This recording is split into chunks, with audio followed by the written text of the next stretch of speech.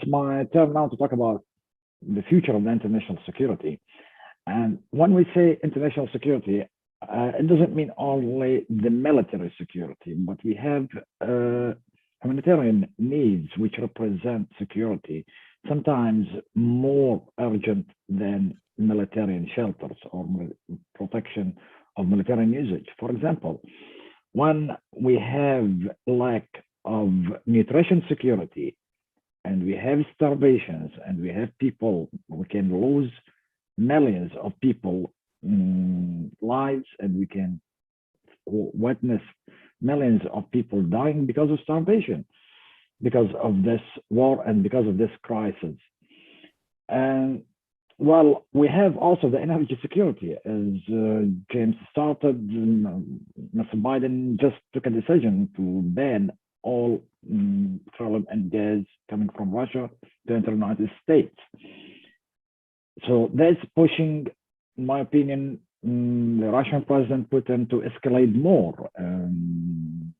Not only to escalate more, but the gas and petroleum to get increased accordingly. And he cannot sell his products, especially with the SWIFT banning and the banking banning.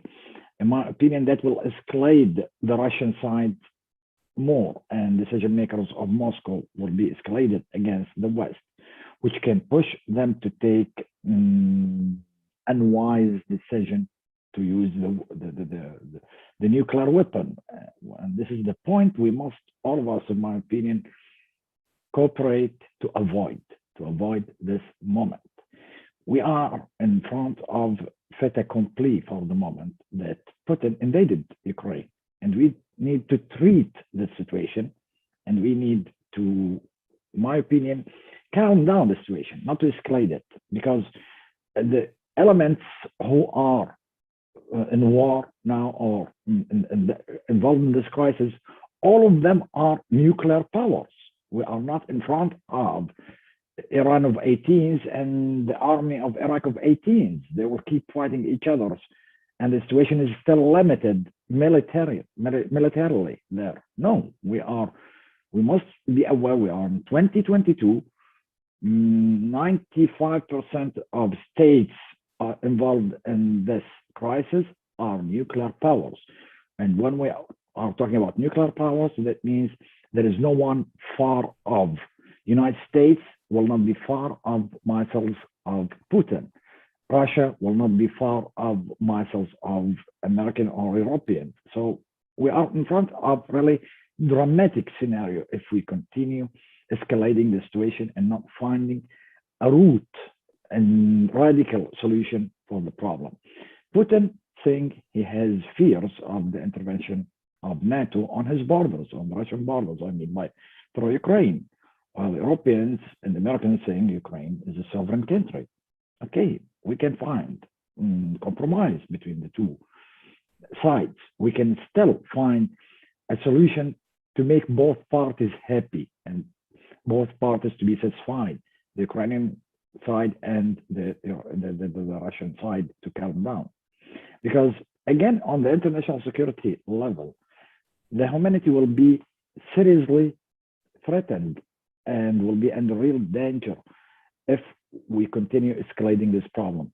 The nutrition and energy security, which will be completely damaged, in my opinion, especially in big parts of the world, in the African parts and in Asian parts.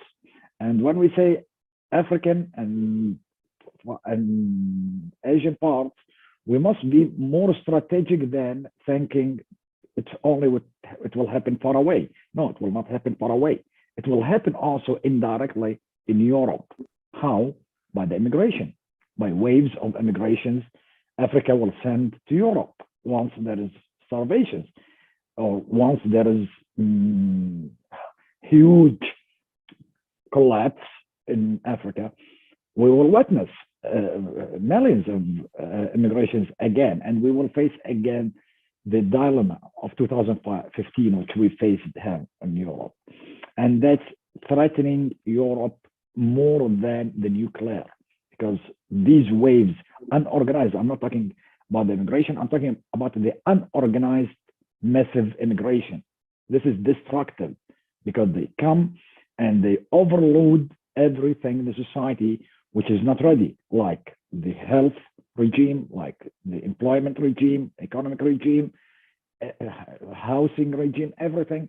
They overload it while the societies are not ready. So that's really dangerous, and we must keep that in mind. We are no longer isolated or can isolate ourselves of the problem because we are the main elements of the problem. I mean, Europe and United States. So I was just talking before we go to this meeting. Me and James and me, we were talking about idea of launching also a global forum on international global forum on peace and security, international peace and international security, to be equivalent of Davos Forum.